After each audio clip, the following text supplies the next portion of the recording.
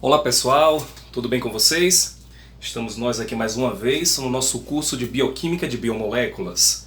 Hoje nós vamos para a aula 7 e nessa aula 7 nós vamos falar um pouquinho a respeito de lipídios. Eu sou o professor Wesley Santana e aproveitando a oportunidade, peço a vocês que nos siga lá no canal do YouTube, Biologando com o Professor, o Prof. Wesley Santana. Se inscreve no canal, aperta no sininho para você receber notificações de outras aulas, que todos os dias eu estou postando aula, tá? Também você pode me seguir lá no Instagram, @prof_Wesley Santana, e lá no perfil tem um link que ele direciona para um WhatsApp, e esse WhatsApp a gente discute a respeito desse curso de Bioquímica.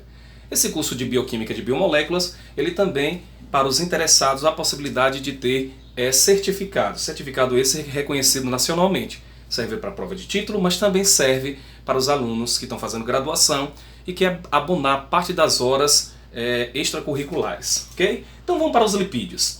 Para começar a falar dos lipídios, gente, como qualquer outra molécula, biomolécula, a gente tem que seguir um padrão. A gente tem que conhecer as suas características, suas estruturas e as suas funções. Com isso, a gente consegue conhecer melhor o que nós estamos trabalhando. Os lipídios, a priori, eles são compostos orgânicos bem diversificados, bem diferentes dos outros, tá? Ele é bem bastante variado. Aqui eu tenho um exemplo de um fosfolipídio. Eu não vou entrar em detalhe químico aqui ainda, porque não é o momento. Mas você pode olhar que ele é um composto orgânico que tem uma cadeia carbônica gigante, formado, que chamamos de ácidos graxos, ele tem duas. Tem um glicerol, que é um tipo de álcool, tá? Ligado a ele. Alguns dele tem um fosfato ligado a fosfato álcool, depende do tipo de lipídio, por isso que eu falei que é bem diversificado, tá? Mas se você olhar também, ele tem uma característica interessante. Nesse caso, por ter uma cadeia carbônica muito longa, normalmente os lipídios, de uma forma geral, eles são insolúveis em água, mas são solúveis em compostos orgânicos. Os lipídios são apolares, são hidrofóbicos, tá? Como a gente viu lá na aula sobre águas. Mas nos solventes orgânicos, que são também apolares, eles se dissolvem muito bem. Olha outro tipo aqui de lipídio. Eu tenho aqui a esfingomielina, mas conserva ainda o chamado ácido graxo. Ela tem a mais uma esfigosina, tem fosfato e alguns deles têm um tipo de álcool. Aqui eu tenho um glicolipídio. Não deixa de ter ácidos graxos, nesse caso ele tem dois, tem um álcool ligado a ele, mas ligado também ao álcool eu tenho um carboidrato, por isso eu chamo de glicolipídio. Nós vamos ver também detalhe desse glicolipídio.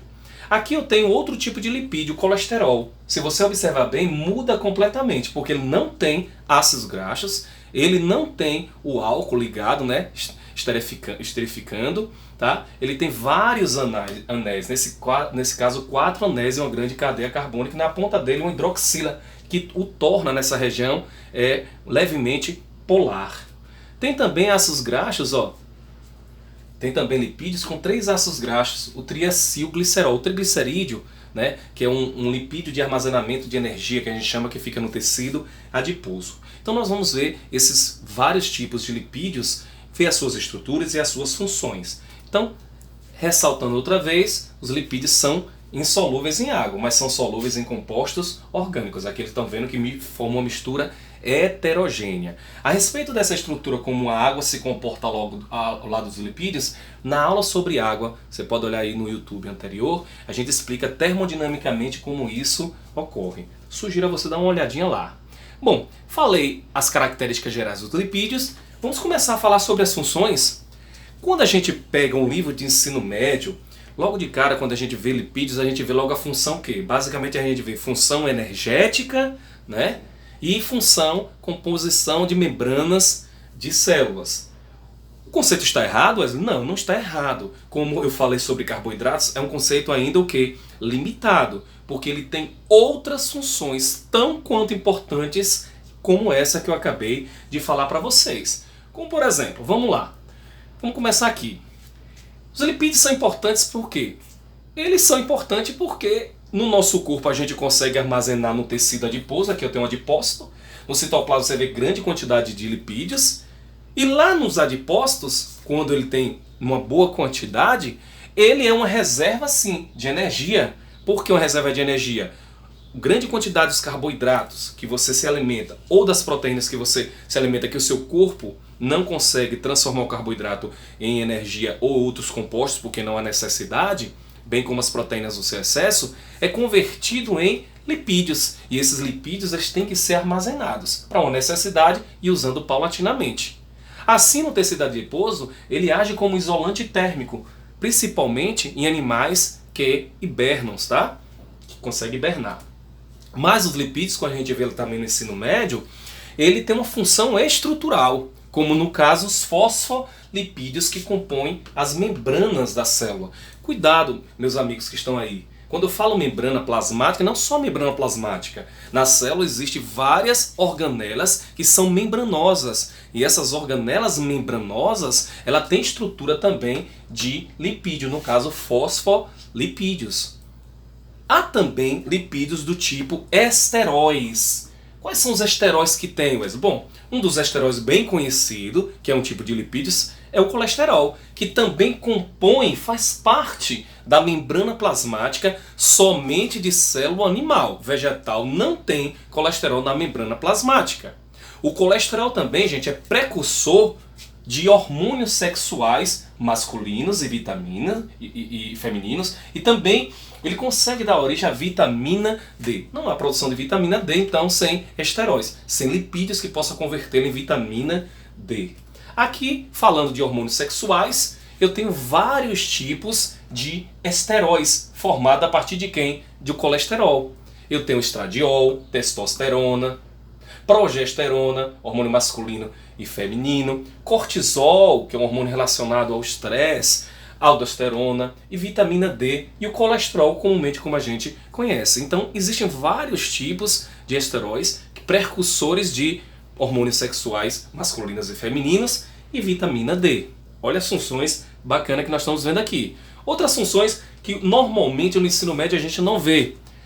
Ele também é fundamental com fatores enzimáticos. Se você olhar aqui, eu tenho uma enzima que amanhã, né, nós vamos ter aula de enzima, nossa próxima aula é sobre enzimas. Eu tenho uma enzima aqui e o substrato onde a enzima vai atuar. Para ela atuar muito bem no substrato, ela precisa de quem? De uma estrutura chamada de cofator. E muitos desses cofatores são vitaminas. E muitas dessas vitaminas são produzidas a partir de lipídios. Então, vitaminas que têm características de lipídios, tá? Outro também importante, os lipídios, olha, importantes para o transporte de elétrons. Veja, aqui eu tenho uma cadeia chamada de fosforilação, cadeia respiratória, lá da mitocôndria da célula, onde é produzido o ATP. Nós vamos ter aula sobre metabolismo, módulo 2. Vai ter um curso só de metabolismo, a gente vai ver isso com calma. Mas imagina, aqui eu tenho uma membrana plasmática e aqui é onde vai formar, essa estrutura vai formar o ATP. Os elétrons que correm aqui no processo de fosforilação correm ao longo da membrana. E essa membrana tem que ter lipídios adequados para esses elétrons conseguirem serem transportados ao longo dessa cadeia de fosforilação oxidativa que nós vamos ver isso com calma. No momento você só precisa saber que os lipídios estão envolvidos também como transportadores de elétrons. E olha que bacana, os lipídios também se encontram nas estruturas formando quem? Pigmentos acessórios que contribuem no processo de fotossíntese. Como aqui, ó, beta-caroteno, tá?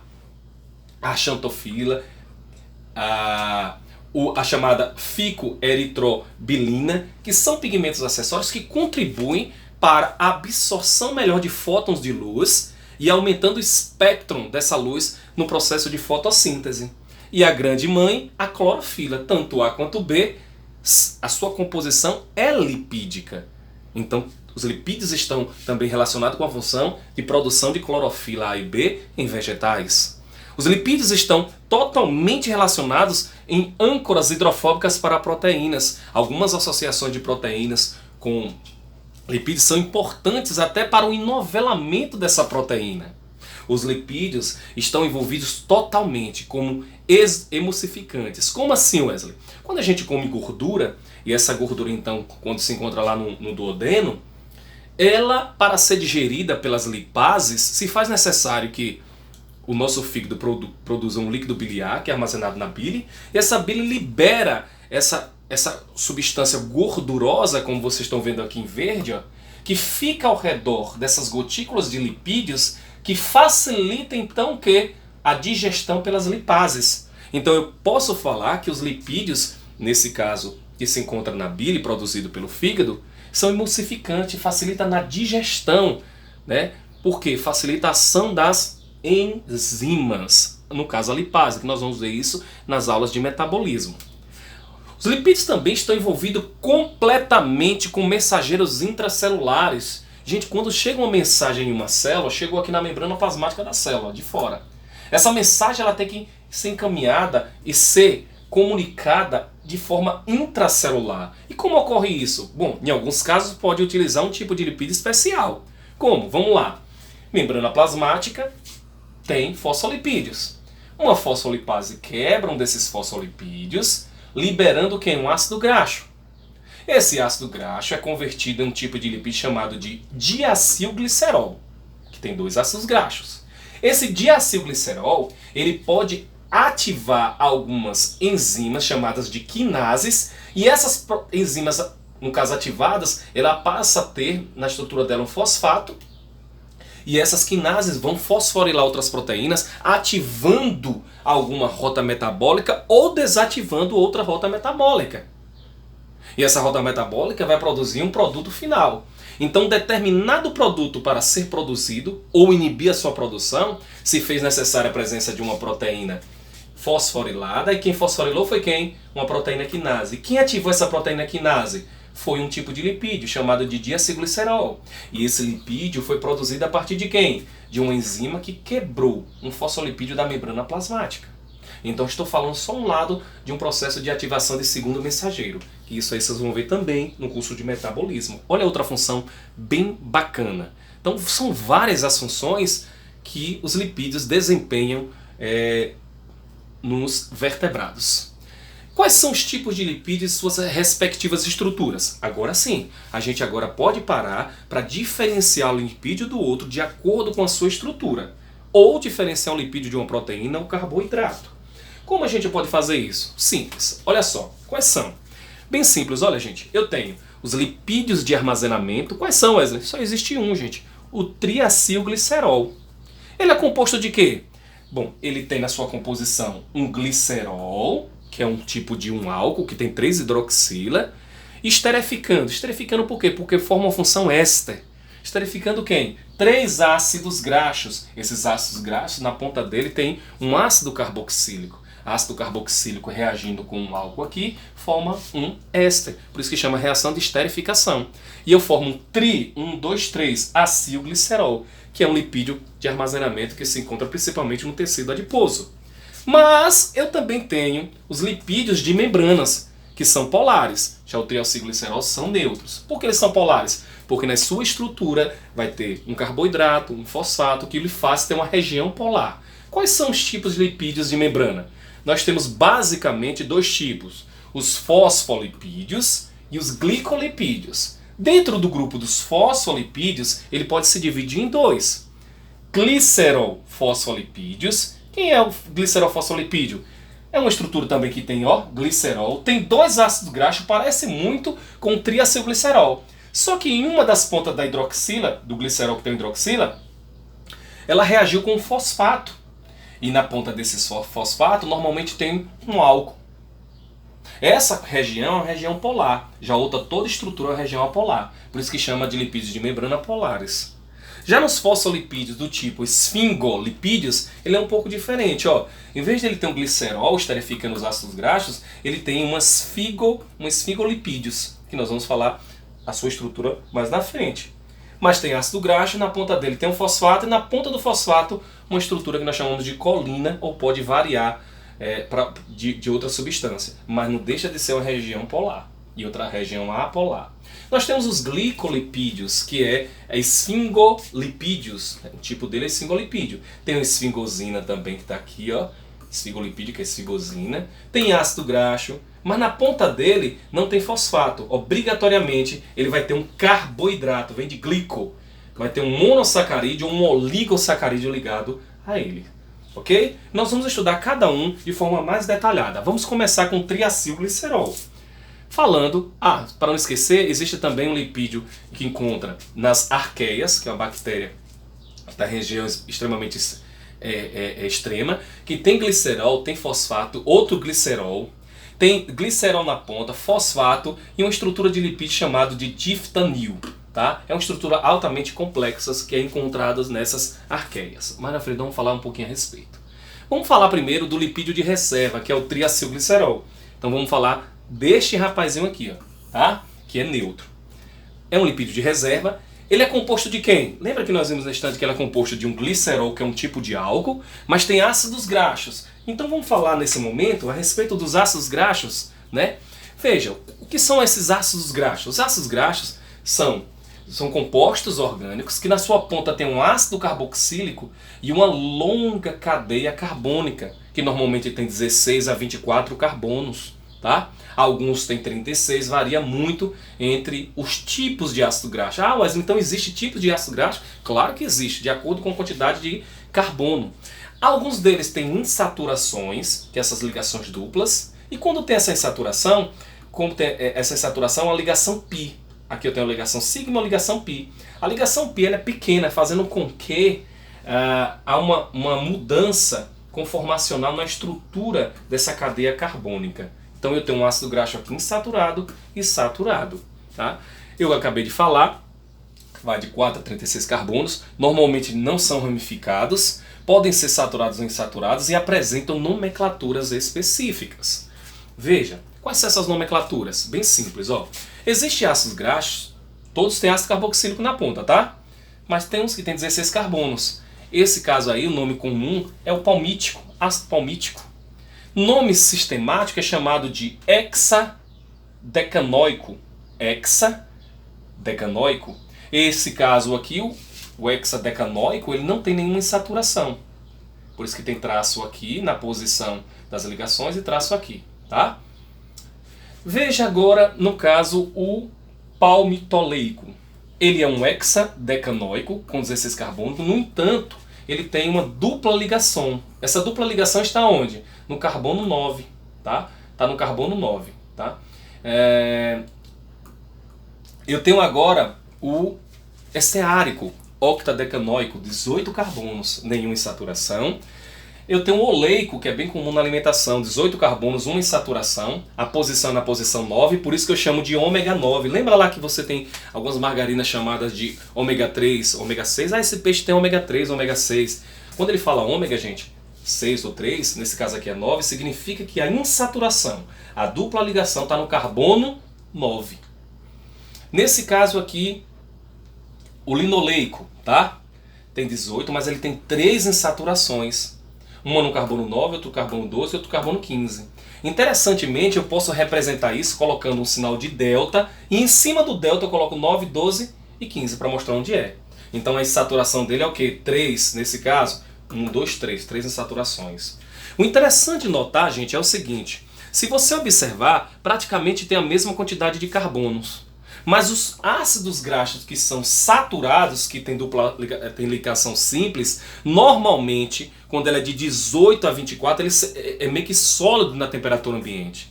Mas, no entanto, quando eu coloco uma dupla ligação, ou duas duplas ligações, ou 3 e assim sucessivamente, ele vai se tornando líquido na temperatura ambiente. Não é à toa quando a gente esquenta o óleo de cozinha, e reesquenta várias vezes, ela é líquido na temperatura ambiente, mas quando reesquenta várias vezes e você desliga, principalmente quem faz aqueles pastéis, você vê um sebo ao redor do tacho. Aquilo ali significa o quê? O óleo é líquido, porque tem várias insaturações, mas como eu esquentei, eu quebrei as insaturações e ele virou uma gordura saturada com simples ligações e tornando sólido na temperatura ambiente. Esse é o problema dessas gorduras saturadas, que são sólidas na temperatura ambiente. E nosso corpo também, porque tem simples ligações. Olha que bacana aqui mostrar a vocês. Ó. Eu posso dar até uma nomenclatura para os ácidos graxos. Venha comigo. Ó. Eu tenho aqui um tipo de ácido graxo. Tá? Tem um nome comum, mas eu posso dar uma nomenclatura simples. Ó. 18,1. O que é 18,1? Ele tem 18 carbonos. A sua insaturação, ele tem uma única insaturação, por isso 18, 2,1. E essa insaturação está onde? Delta 9, está no carbono 9. Eu posso chamá-lo de ácido Cis, eu vou explicar no instante o que é cis. 9, porque a saturação está no 9. Octa,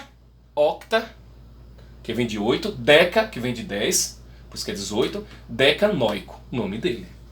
O de baixo aqui tem quantas insaturações? 1, 2, 3, 4, 5. Ele tem 20 carbonos, 5 insaturações. Delta, e tem que mostrar onde é que estão as insaturações. Aqui, se eu comparar, se os dois tivessem o mesmo número de carbonos, com certeza, esse ácido graxo de baixo seria bem mais líquido, bem mais refinado, fino, em relação ao ácido graxo de cima.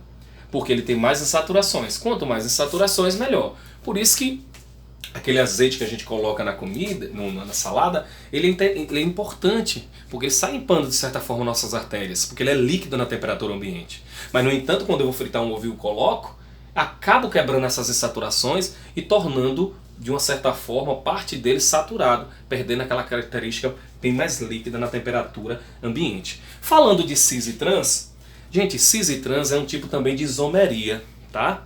Isomeria geométrica. O que acontece sobre gordura cis e trans, ou ácidos graxos cis e trans? É bem simples, gente, ó. Você entender, vou explicar duas formas, ó.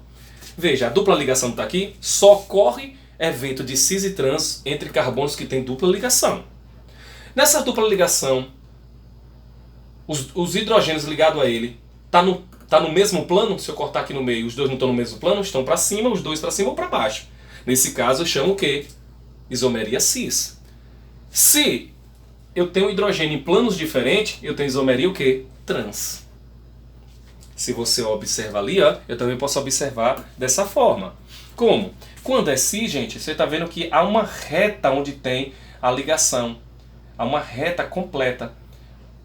Onde eu tenho todo esse grupo para cima e todo esse grupo para cima. Ou para baixo, como você queira, nesse caso aqui, ó, todos os dois para baixo. Já quando é trans, ó, eu tenho esse para cima e esse grupo para baixo. Então é trans, tá? As gorduras trans, gente, infelizmente, elas não são produzidas, felizmente, não é produzida pela natureza. Não tem enzimas para digerir gordura trans. Elas foram muito importantes para conservar alimentos, porque os micro-organismos não conseguem digerir. Mas, no entanto, enquanto ele aumenta os dias de vida dos alimentos nas prateleiras, ele diminui nossos dias de vida. Por quê? Porque ele diminui a nossa resposta imunológica, causa problemas sérios de inflamação. Então tem uma série de problemas envolvidos em gordura trans, tá?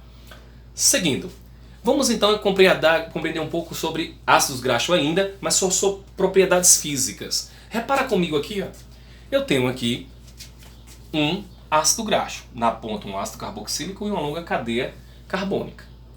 A diferença de um para o outro é a presença da dupla ligação. Aqui eu tenho uma dupla ligação, é tanto que você vê que a cadeia carbônica ela fica levemente curvada, porque a dupla ligação tem uma ligação pique que é pequena, faz com que curve. É cis ou trans, Wesley? Olha, todos os dois estão no mesmo plano, então aqui é cis, tá? E o que é que tem de interessante nisso em relação ao outro? Vamos lá, é bem simples. Se eu junto vários ácidos graxos desse aqui, gente, digamos que eu tenho vários. Como eles estão bem alinhadinhos, há uma interação hidrofóbica entre eles, ó, fazendo com que o seu ponto de fusão ou de ebulição aumente consideravelmente, porque eu tenho várias interações intermoleculares hidrofóbicas existindo aqui. Já nos ácidos graxos que têm insaturações, insaturados, está vendo que eles ficam como se fossem bagunçados, diminuindo a interação hidrofóbica entre eles e diminuindo também seu ponto de fusão de ebulição. Vamos dar uma olhada como é isso? Olha como é simples, ó. Venha comigo, ó. Olha como é fácil entender. Ponto de fusão. Esse ácido graxo tem 12 carbonos. Tem alguma insaturação? Não. Olha o ponto de fusão dele, 44. Porque eles estão bem juntinhos. Interação muito boa.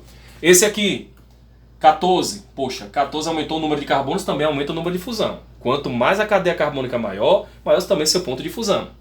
Mas quando você vem aqui, 16, uma insaturação, seu ponto de fusão fez o quê? Diminuiu consideravelmente. Então, duas coisas que eu tenho que reparar sobre o ponto de fusão. Quanto maior a cadeia carbônica, maior seu ponto de fusão. E se a cadeia carbônica, mesmo sendo grande, com insaturações, seu ponto de fusão diminui consideravelmente. Olha aqui, eu tenho 16 carbonos e aqui 16. Aqui eu tenho insaturação, aqui não tem nenhuma. O ponto de fusão desse é 69. O ponto aqui é 1, aproximadamente. Tá? Quanto à solubilidade em água, veja o que acontece.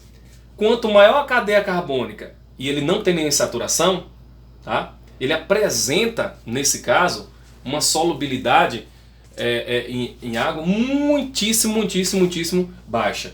Mas chega nesse ponto aqui, quando tem a cadeia carbônica muito longa em saturações, praticamente é insolúvel em água. Olha aqui mais, ó. Eu tenho 18 carbonos com uma insaturação. E aqui 18 carbonos com duas, ó. Olha a diferença. Aqui 13. Aqui já baixou para 1 por conta de ter duas insaturações. Então essas insaturações, o ponto de fusão dele faz diminuir consideravelmente.